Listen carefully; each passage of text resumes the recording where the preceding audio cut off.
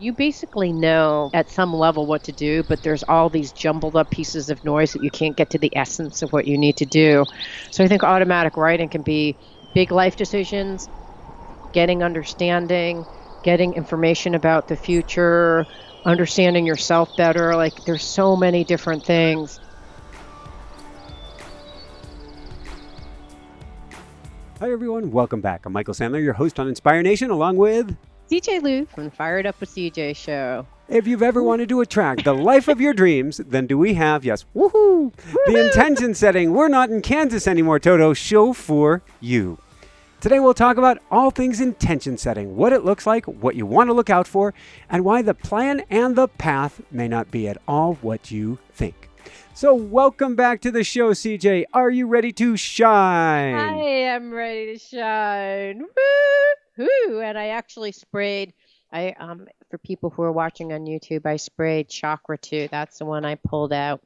So it's about creativity, Michael. It has blood orange, sandalwood, and yin yang, or ling yang. I don't know how to pronounce it.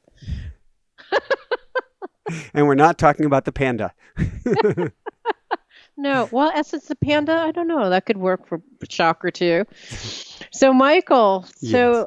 I heard it's not on this list, or maybe it is, that you launched your automatic writing. So tell me a little bit about that. We did launch our automatic writing program, but what's more interesting to me about this, and automatic writing is my number one tool, we'll get into that, is I sent you over a video earlier this week that I don't think you saw. I didn't see it. What did it show me? We're recording in the studio facing out the window, which we never do. Jessica's got the camera going, and she's recording me talking about the benefits of automatic writing for the new year, how it helps you set intention, how it helps you create the year, your desire, the dreams, your dream future. And I'm talking about this, and all of a sudden she lets out the biggest yawn imaginable. And all I can see behind the camera is this lower jaw hitting the floor. And there's a warble effect. You get a few more seconds before you crash and burn when something happens on the other side of the camera before you can't hold your focus anymore. Yes. And so I'm trying to hold it together. And then I'm like, Pookie, I'm like, how am I supposed to keep going when it's that boring? And she goes, no, that was not a yawn. That was me freaking out and trying to hold it together behind a camera because a lion just popped out behind you.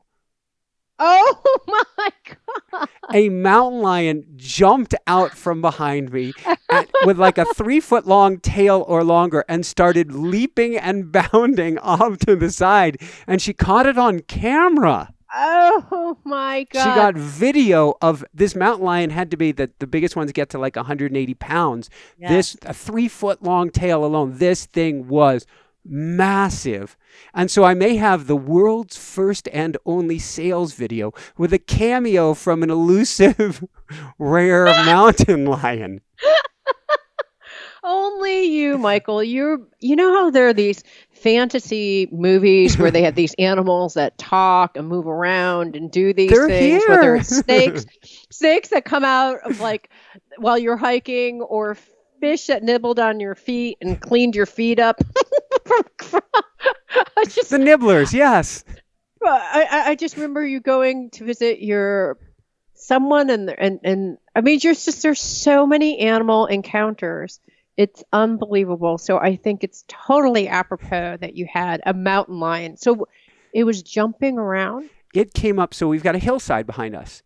Yeah. And so it jumped out of the brush from the top of the hillside, took a 90-degree turn, and then going by leaps and bounds, started exiting stage left.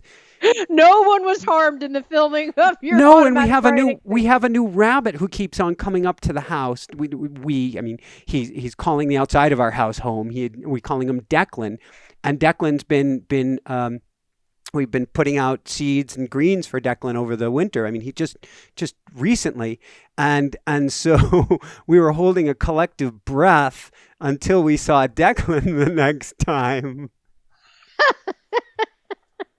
But this was not a hunt. He popped out and then took a 90. If he was trying to actually hunt for something, he would have made a beeline for his prey, not come out of the... What was he doing?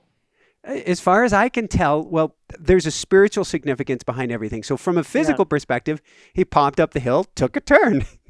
From a spiritual perspective, I think a couple things. First off, our automatic writing program, we're extremely proud about this thing. We're like lion proud. Yeah. And it was really cool on camera. It was like, okay, cue the lion. And this was basically a one take. And here comes lion. I mean, you couldn't have planned on this. What can you tell me specifically what you're saying when the line popped up? Yes. I'm curious. And there was a shaman friend of mine who I was speaking on the phone afterwards, and he asked me that exact same question. And I was talking about planning for your greatest future, specifically planning in Oh, future, which is really what we're talking about here today. And I was talking about how you can use automatic writing to go in to envision the future, to see what you want that future to look like, to feel that future, and then that future will appear before you. So automatic writing, for those people who don't know, is it's a meditative process. You can call it almost like a trance-like state. You go quiet, you go into prayer, and then you allow the pen to move. And you hear, if you're not very spiritual, you're just hearing from your inner wisdom. You don't have to call it anything special. If you are very spiritual, you can call it spirit guides. You can call it Paul Selig's type of guides. You can call it Neil Donald Walsh's conversations with God. You are plugged in to the other side. And so I went into automatic writing afterwards, and I have a little bit of a shaman tendency to myself, and I'm like, all right, what's the spiritual significance to this lion showing up? right. And Wait, and I got, just so for people who aren't familiar with it, I'm sure people are familiar with it, yeah, but and I'll tell you a little bit. So I've done shamanic journeying before. I've interviewed guests who would probably call what you're doing as intuitive writing. Like, so if you are interested in getting your intuition, because I have a lot of people like, people always tell me I'm intuitive or that I have an intuition, but I don't feel it. How do I get to it?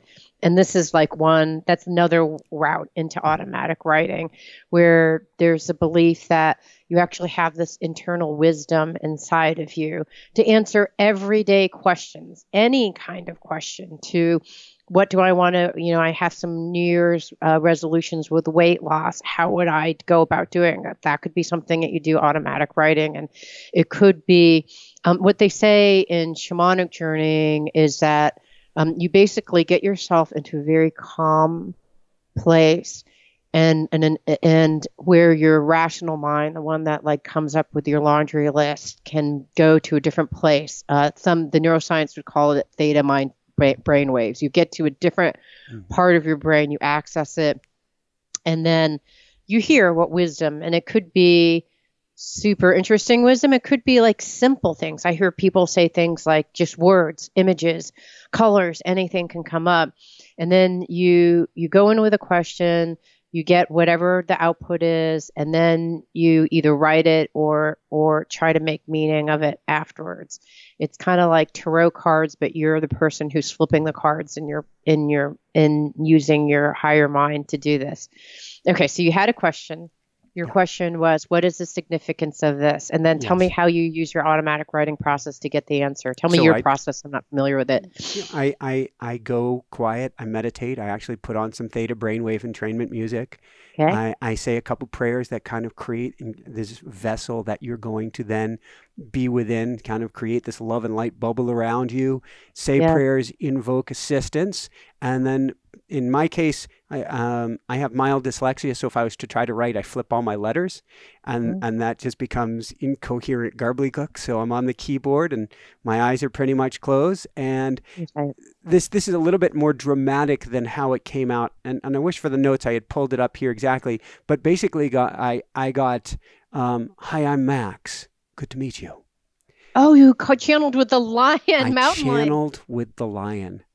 And that Mm. was now, Jessica had her turn for her jaw to hit the floor. I now had my turn to hit the floor. His name is Maximilian, which I looked Maximilian. up, and that's power, that's strength. That it's one of the most powerful power names that is out there. It was also Wow. a leader of a Roman Empire, Maximilian. And Maximilian had this long discussion Certainly he came and he made his appearance at that time for a reason, but it had specific messages for me for the new year. And for all of us, this is something we can get in automatic writing. We can get dream interpretation. We can look at our day-to-day lives and realize this isn't woo-woo. This is stuff that Carl Jung talked about, now, I don't know if it's 80 years ago or more. Maybe it's close to 100 years ago.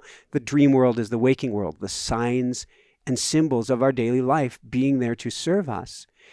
And his appearance was fascinating. And I know how sometimes you do your automatic writing, and I've done this for years and years, thousands of times, and sometimes you're like, yeah, I don't know. Was that coming from my ego? I'm not so sure. And then I have to do a check, and I can do a litmus test check and see if it is. This was so the opposite of what Michael would say. It was really, really cool. So I'm the kind, gentle, easy, good guy. Kind, gentle, easy, good. I bring a boyish charm, and I bring more of a, I'll say a feminine aspect to things. I'm a lot more on a balanced side of things for a guy. And I talk about continuously the open-hearted warrior, dropping your shields and leaning forward. And that's going to be our next book. What I got out of the lion was fierceness, was power, was strength, was Michael. 2020 is not your year of the divine feminine. This is your year of standing in your power, of standing in your strength, of coming into all of your lion-like power. It was wow. And full on about holding space, about speaking from that mountaintop. Certainly about pride and power and discernment, coming from a much more balanced, powerful perspective. A lion, you wouldn't say it's all male power. The female lion is pretty darn strong herself, arguably probably a better hunter than even the male. But it was such a powerful message of me holding space, of holding presence, of not erring too far on one side, but bringing it back into this power place for 2020. And then I was told that this guide, Maximilian, would be by my side, but has been there my entire life. When I was a kid, I wanted the name Max. I had a living uncle that was Max, and I'm like, I want to be Max. I didn't know why. But apparently, like we have imaginary friends, I'll put that in quotes, I had Maximilian back then, and I didn't even know it. Okay, so what I just want for folks who aren't familiar with automatic writing or shamanic journeying or any of the things, so you got into theta brain or some process to get you theta into brainwave an altered state. Then you, what in shamanic journeying, what you do is you actually either go in and ask to merge with the lion so that you are one with the lion, or you can actually go and converse with the lion. In this case, you actually were conversing with the lion, had a dialogue, and whether you converse or merge, that animal has wisdom. And you may say, like, is it literally that animal, or is the archetype of that animal, or is it some aspect of yourself that's bringing forward? And the answer is yes to all three. Because that animal is representative of the archetype. The archetype of mountain lion is like stealthy, strong, quiet, like, because my sons, one of them's their spirit animal is a mountain lion. And then, so it's an archetype, and then it's also an aspect of yourself, either underdeveloped that's being discovered right now and asked to grow, or some aspect that you've always had and denied, or whatever. And so this aspect, or it's like none of the above, it's like some higher spirit that is using this specific animal, this specific situation, and this archetype to give you a message. But in your case, you went and you got this fabulous message. And it reminds me, because I interviewed a guy a while ago that believed that you have a certain percentage of male and female energy that you come in. And it's not that you're masculine or feminine. It's just like you have certain types of archetypal energy, Yeah, you got it right. Archetypal energy. Archetypal energies that are either female or male. So the female will be kind, easy, gentle, good, flowing, just like being, and then the male is like, go devour, catch your... Fierce. That was the word. Yeah, and it's interesting Fierce with because you love, actually, open-hearted, yeah, lion-hearted. because you have both, because there's a part of you that's like, someone pedaling faster than you, you're like, I'm going to get that person. It You was in the totally love, 20s yesterday. I'm out in my shorts. There's a fierceness running to the yeah. top of that mountain. Exactly. So you actually have a pretty nice healthy balance of the two. But was interesting, but you are saying that you're kind of feeling more towards the feminine, and actually for me, I'm a woman and I'd actually lean more towards the masculine. So it's interesting that we're both, we're talking and we actually have different kind of percentages of masculine and feminine. But it's interesting that you got this message about balancing, and then this year it's about the fierceness and kind of the male aspects of yourself. I've been ordering microphones, which I talked about last Yeah. week, and it Yeah. is about getting my voice out to millions, which is Yes. a much more young, outward Yeah. expansion. Yeah. Exactly, rather than the draw in. And that's Yeah. that fierceness of standing in my power. And I'm like, whoa. So he mentioned at one point, it may be the year of the rat, but it is the year of the lion for you. And we want to hear your lions roar. Okay, I have to tell you about just talk about masculine and feminine. So I was when you go across the border from Seattle to Vancouver, Yep. BC, which is up in Canada, there's generally like a little thing. They now are smart enough, supposedly, to tell you how long of a wait there is if you go one route or the other route. So it's like, so we were coming back this time from Vancouver to Seattle, and it said one route is 85 minutes, the other one is 45 minutes. So we think, okay, let's go take the 45-minute route. Sounds good We to get me. into this, we get into this. It's the cars are backed up, and like once you're in, you're in. So we're in, and then we're standing in this line that doesn't move, like literally doesn't move. I go across like 4 lanes, go to the bathroom, come back, and the car has not moved at all, at all. And then my husband, an hour later, goes to the bathroom, comes back, does the same run. The cars move like 250 feet. It's awful. So we're all waiting patiently for this supposed 45-minute wait, which is not 45 minutes in actuality. Meanwhile, there's this one lane where everyone's waiting. There's another lane for like people who have a special pass, and then another lane for people with trucks. Okay, so the one with trucks, no one's going in.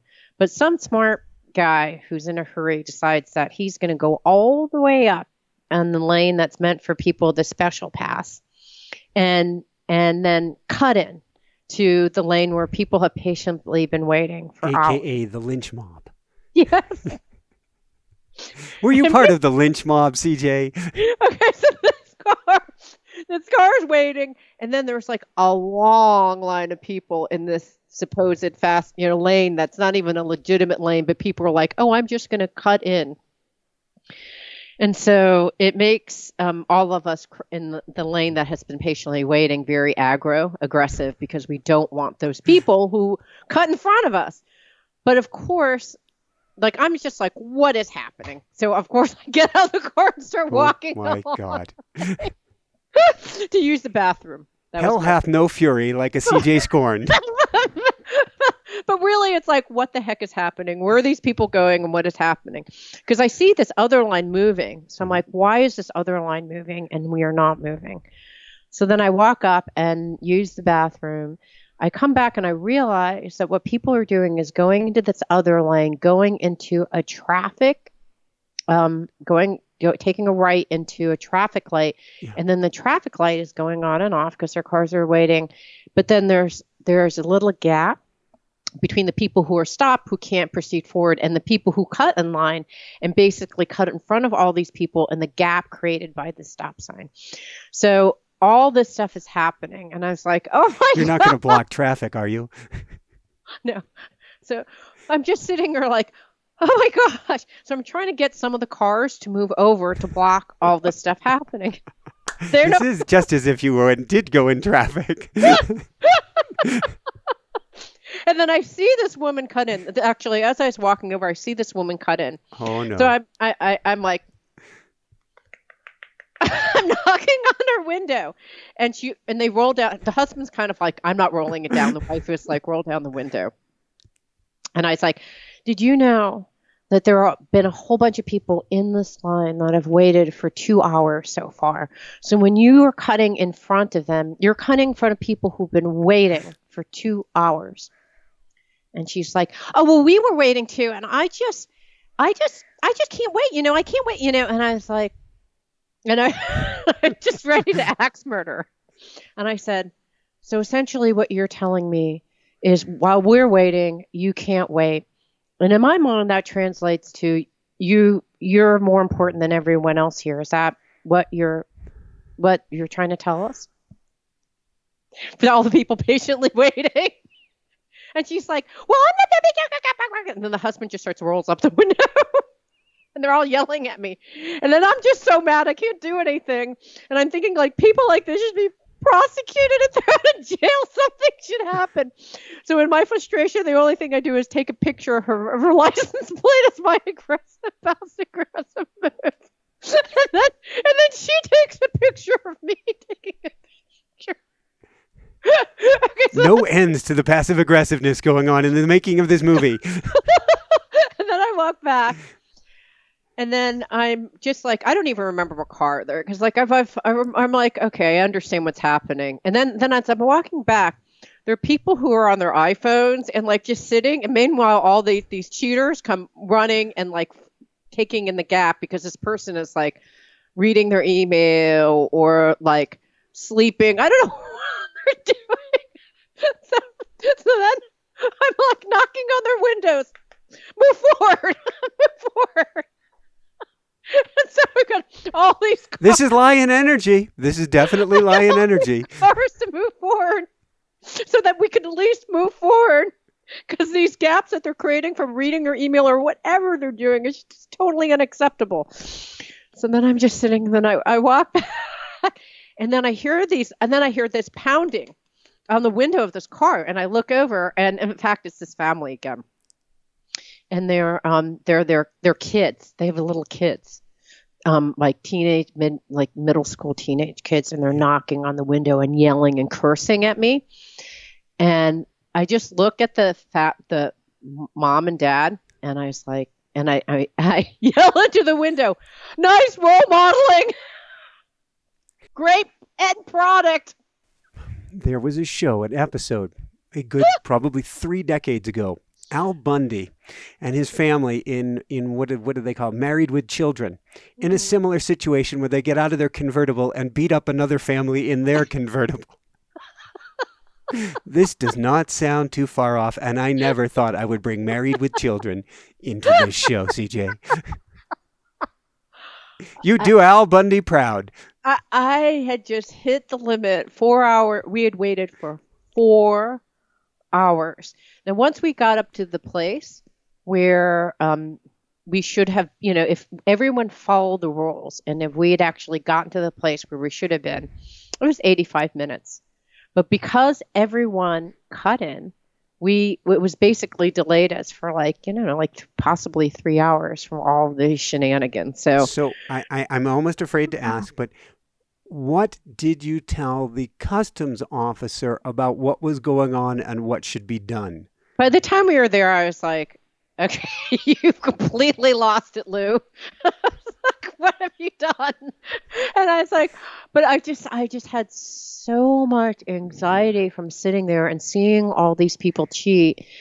And I said, well, I'm curious, is there anything that one does? Because there were all these people like cutting in, and he's like, you know what, we try to stop that, but we just cannot stop that activity. And I said, it just doesn't seem fair that there are people who are cutting in while other people are actually following the kind of rules of the road and following the logistics. And he's like, I know it's not fair. And that was enough. But I was more, I don't know what to do in those situations, but, and I did what I could to like, and then basically everyone at that point, people who had been sitting patiently in that line were getting anxious because they didn't want anyone who was in that cut line to get in, except for the people who were on their iPhones or whatever, and were like, whatever, they just didn't care what was happening. And they were basically allowing all these cheaters to go through. So I don't know. It was a very interesting experience. I don't know if I'm proud or embarrassed or what. It's life. Here's It's the what big it is. question.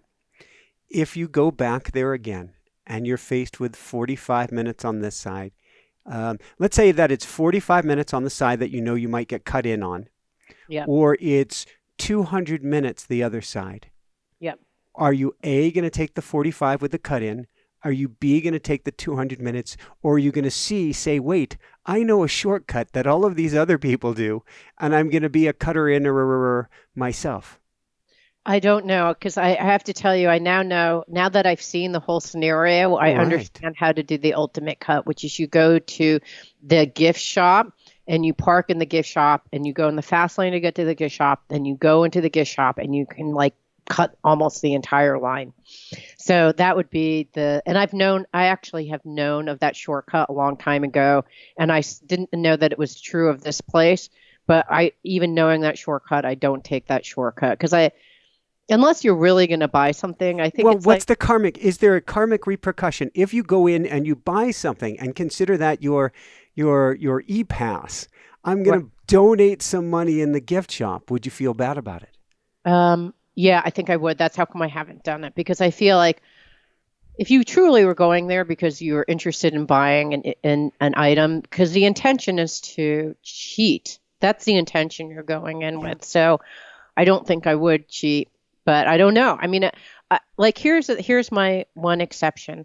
Like, let's say that you're getting married, you're going to a funeral. Like, there's actually some life circumstance in which it's more important for you to show up on time because someone's getting married, someone's dying. Something is happening where you really need to pass.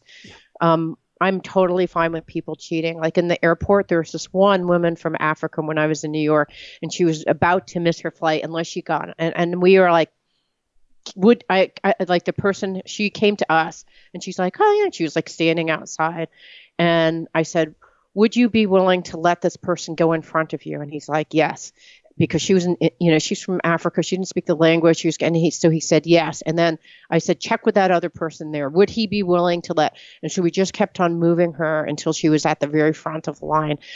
But I think everyone is willing to do that. If someone's in need, they're in a desperate situation, they're missing a flight, they're going to be harmed through no fault of their own. I mean, they're just confused and don't know what's going on, or I would be totally fine with doing that. I think otherwise it's kind of hard because your intention is to harm others, Yeah. right? It's like harm others in the benefit of yourself. Because I knew that there was a shortcut, and there was a part of me that's like, because I'm a gamer, I'm like, there's some way of gaming in this. I'm going to figure out the way to game it and then block it. Everyone's a bodhisattva until they're behind the wheel.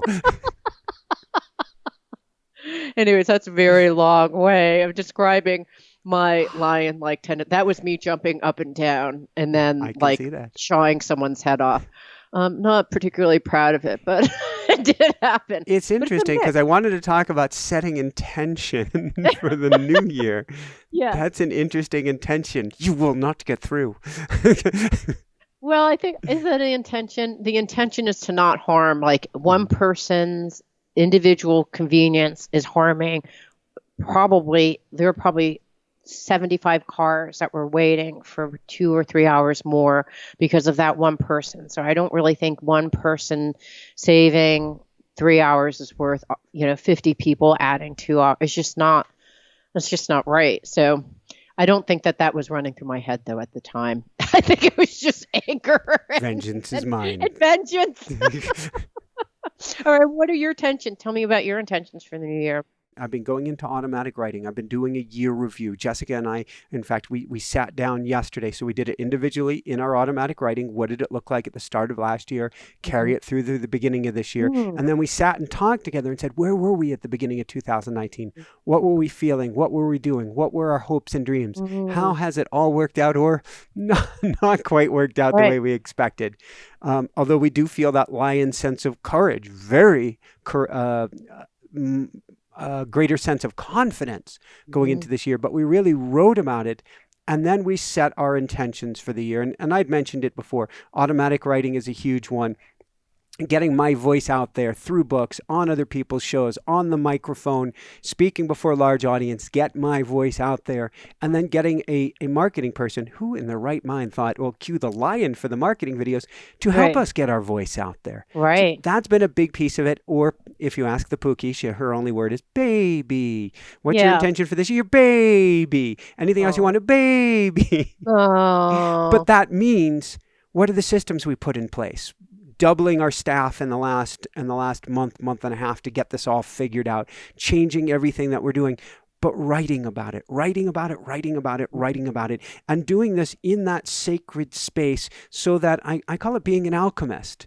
You're writing here, but you're also writing on the other side of the veil. It's like going to a spirit animal and helping them take you on a journey. And I think it's so important for all of us to approach 2020, to approach anything, a vacation, a new year, anything large in your life, the birth or conception even of a loved one, to approach it while setting intention, approach it intentionally, and really get in and write about it. So that's what we've been doing. It's the act of getting in there. I'm guessing you've done something similar, although I know it's an interesting time for you where you're wanting to go more into the flow, more into the letting go of things.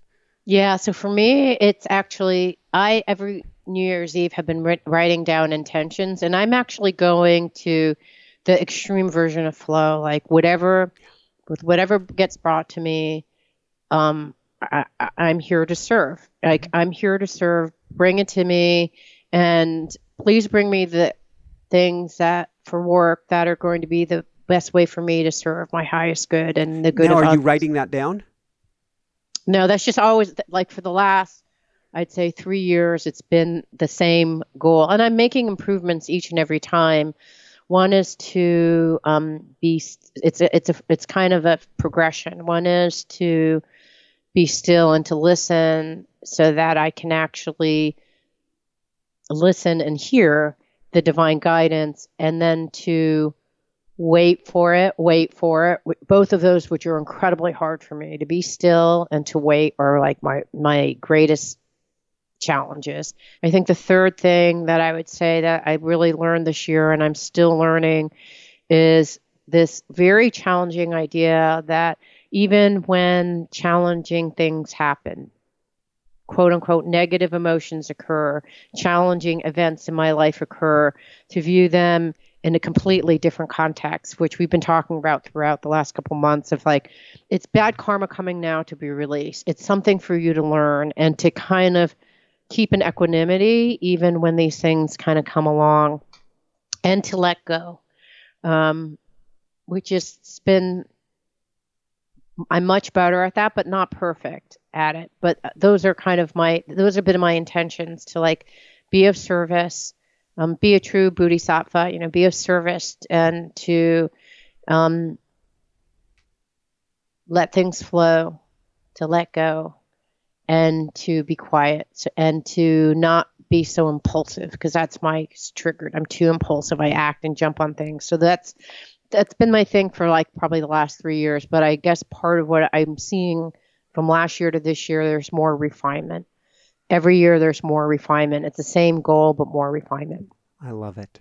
I love it. And then it brings me right back to automatic writing on a daily basis. And yes, everybody, I am making shameless plugs because I think it's such a powerful tool to dive in and hear that wisdom. And that's what you're Mm. doing. You're refining and hearing that wisdom, is to go into writing on a daily basis until you have this practice down and you can have these conversations in your mind and say, am I being awake? Am I leading with discernment? Am I taking steps forward in the best fashion?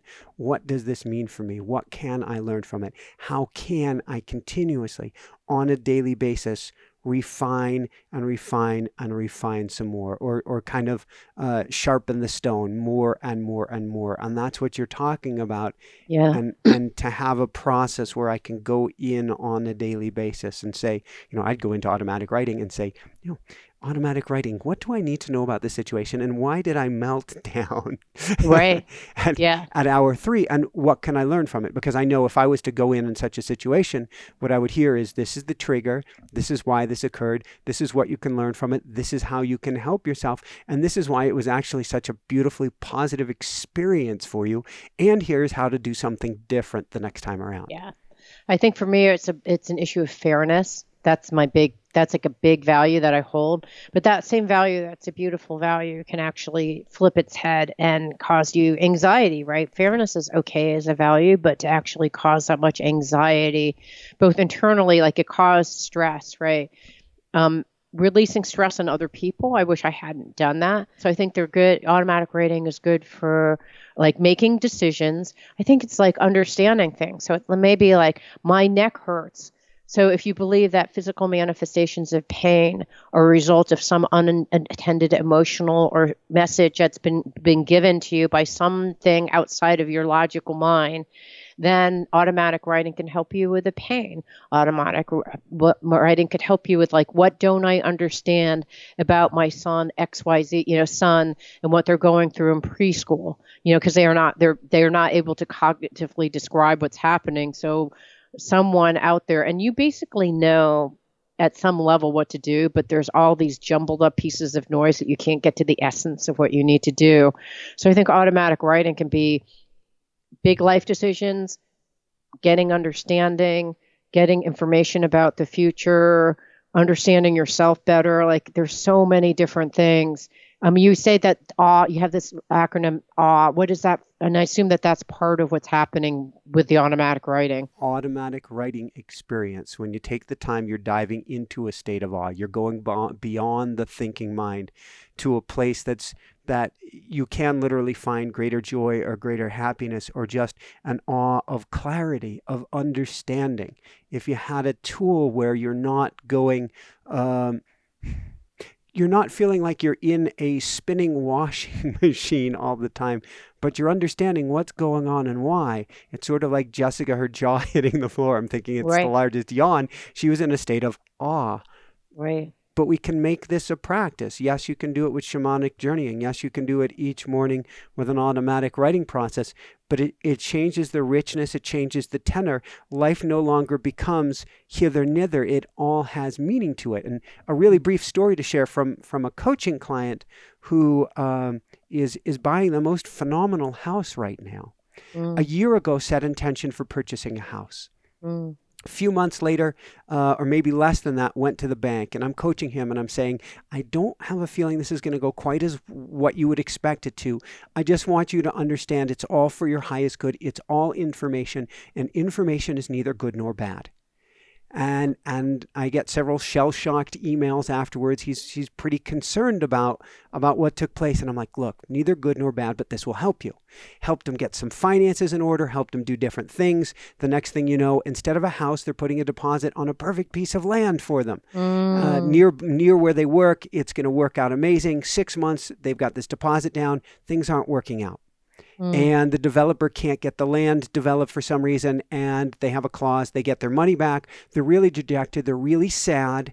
But then they find another place. It's closer. It's actually a house and a piece of land that will be in their budget soon enough. And it's much less expensive, and they put a deposit down on this, contingent upon financing. They finally get everything going with the bank, and what do they find out? They don't qualify. Oh, no. And they're heartbroken again, and they're shattered, and their emotions are down through the floor. And then they step back, and he's a big automatic writing person, and so he's going into automatic writing about this as well. And then something tells him a few weeks ago to check out a neighborhood that they hadn't even considered, a town they hadn't even considered. One of the best school systems in the country, all the facilities they're looking for, the amenities, and they had qualified for a loan, just a much lower value or a lower amount. And the home they want is actually cost less than that and leaves them money to do a bunch of upgrades and a bunch of other things. Oh, wow. All on this circuitous path where we're thinking, that's wrong, that's not what I want. But if we go and we anchor on a daily basis with a process like automatic writing or something that allows us to get beyond our thinking mind, we can allow ourselves to see kind of the inner workings, the inner mechanism of the universe, which is always guiding us. Just like you said, apparently what I said to this woman and to her family must have been for their highest good, but we can understand that working. And it does bring us greater peace that something special will come out of this. In this case, the most special house in the most perfect neighborhood, all because of everything that went, quote unquote, wrong. On my New Year's Eve, we had, my husband had called this hotel. In fact, he called, I did some research. He called, we both did research on the internet. He confirmed, I called the date hours before driving to this hotel that we could actually get a spot on view from the hotel to the fireworks in Seattle. So we actually got a reservation, got into the car, went there, and they're like, there's no view of the fireworks. And actually, before getting into the car, I said to my husband, are you sure? Like, it looks like there may not be fireworks in Seattle because of the wind. Can we get out of the reservation? He's like, no, they told me we could not get out of the reservation. So we go and they're like, there's no view. In fact, our manager said specifically, please tell guests that there's no view of the fireworks. And I was like, I called an hour before and they guaranteed we had a view. We booked saying that we wanted it. He's like, I'm so sorry. And then we're thinking, well, we're trying to get a view for something that may not even happen. And I said, can we get out of the reservation? And he said, for you, I'll make an exception because I don't know what happened. So my husband is feeling really bad. He's like, oh my gosh, I thought this was a thing. They told me. And I was like, I'm just viewing this all as bonus. Like, I pray that there's like fireworks for everyone in Seattle, but I have a feeling there is not going to be. That's what the universe is telling us. So instead of spending a whole room, like a night in a room where we get no fireworks, let's just go to a dinner and go home and like come up with a different plan. There were no fireworks in Seattle. We got our money back. And we were hung out with family and basically had a rockin' time. You really never know. It felt like, oh my gosh, all these greatest plans didn't really come up, but we actually had probably one of our most memorable New Year's Eve ever. We were drinking gin and tonics with our sons who are now of drinking age. Wow. Yeah, so that was very fun. I had the flip side of this coin. We had a beautiful day out. We did cross-country skiing. Oh my God, is Pookie getting good at the skiing? Yay. And we came home early and we were going to get to bed early. And one thing led to the next, some stuff even work related, and we didn't get to bed when I wanted, and I want to set ourselves up for the new year, and I wanted to get to bed early. Yes. Instead, we're up till 10 o'clock when, oh my God, we could see the fireworks from our house. Oh my gosh. Oh, that's fantastic. And because of one thing leading to the next and up being up late, we're early sleepers. The morning hour is my time to play. I'm up at those holy early morning hours. But there we were, up awake. The universe conspired in our favor. And now we know these long lines of traffic to get to the fireworks we can actually see from the house. Oh my gosh, that's the best news ever. That's so funny. Well, I had my little G&T, gin and tonic fest. Yep. Super dehydrated. Then I got another earthing pillow from not the place you represent, but another, probably whatever. It's this idea for people who are not familiar with it. It's using sheets or pillowcases and plugging them that have silver cords that run through them, and then putting it into the grounding wire in your house and being able to feel grounded. You get the same benefits, not the same, but like try and mirrors as much as you can the benefits of walking barefoot on the earth. Well, you do get the same inflammatory benefits. You get the same boosting of the immune system benefits. You just don't get necessarily the of being barefoot. But there is study after study after study after study now of the anti-inflammatory and health benefits of whether you're barefoot on the earth or electricity is going to find its way to ground if you're on an earthing sheet, the same as if you're on the earth. I saw massive, long testimonials to how wonderful this is. So I was sold. I wanted to, and I talked to Michael going like, well, my husband didn't sleep that well, but I'm still on the fence. And you had said that there's sometimes that it can be dirty energy so that the wires are crossing, you're not quite getting the right kind of grounding. So, but I thought I'd try it again. So I got this grounding pillow. I slept on the grounding pillow. did a hot yoga class. I was a little bit dehydrated from the 2 days before from my gin and tonic fest. Was a little bit dehydrated. I was also doing hot yoga. I slept. I had like maybe 2 or 3 hours on this grounding pillow. I like slept horribly and was just like completely agitated, not in a good mood, which is what led me to yoga. Finished a yoga class where we did headstands, all these different movements. Yeah. Laid on this at the very end. There's a period called shavasana where you rest. Was lying down, turned my head, and then I'm sitting next to the door. I don't know why, but I'm like decided to sit next to the door. The whole room, it's like 40 people jammed in. I'm like 6 inches away from the person next to me. Yeah. We're all peacefully lying on the side. And as we're doing this, the whole room starts spinning. And I'm like, oh my God. So the room was completely quiet. And then you hear this, oh my God, expletive. And then I'm like, I'm spinning. Like, What I feel happened? like I like the whole room is spinning as I'm lying to the side. And I'm trying to be considerate because I'm like, everyone's having this most special moment interrupted by my expletive and loud scream. So I open the door. It's like I put a little crack in the door and I literally crawl on my hands and knees because everything is spinning and slump outside the door. And luckily there's a nurse who, bless her heart, comes out. It's like, what can I do? Drink some water. Did you eat anything? And it's like getting me to a place. So I'm literally trying to sit up and I keep on tipping over and passing out. So all yesterday, I basically spent time basically being dizzy, doing all these exercises to like basically, if you have crystals in your ear, they can get dislodged and cause a sense of dizziness.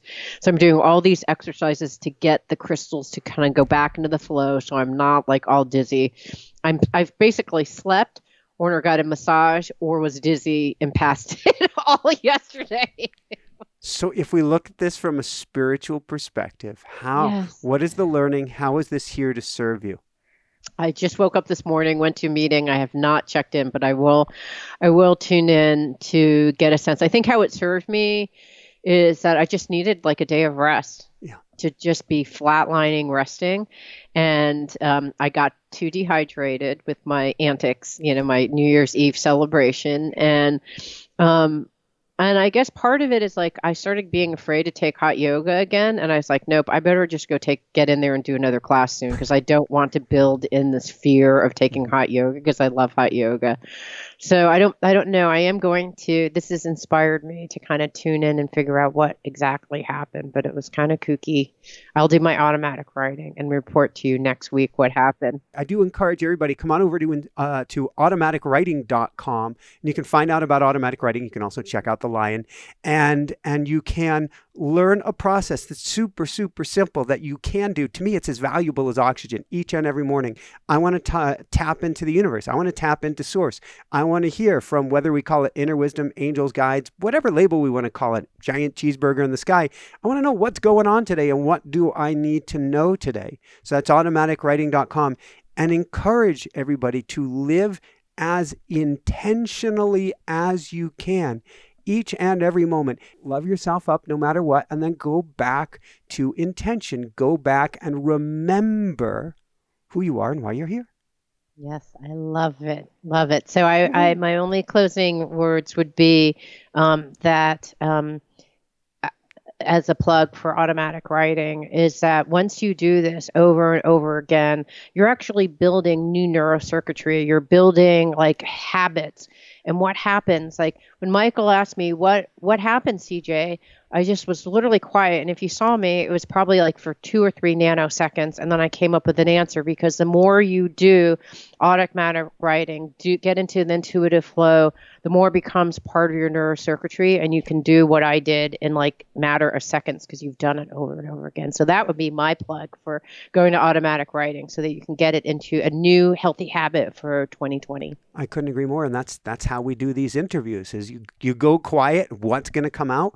Well, it's that same voice. It's that same wisdom that you started dialing in. You created that handshake with the universe or you cultivated that voice and it gets louder and louder. To me, it's not a booming voice or it's not a burning bush, but it is very clear as day. Oh, this is what I get to say now. Oh, Yeah. this is how I get to interact with this situation, or you get clarity as long as you haven't fully tripwired the fight or flight response. Yes, agreed. So, this has been fun. So for everyone out there, this is Michael Sandler and CJ Lou from the Fired Up with CJ show. saying, be well, have fun, dive into that automatic writing or dive into that state of awe and live intentionally for each day of the 2020 ahead, and above and beyond all else, shine bright.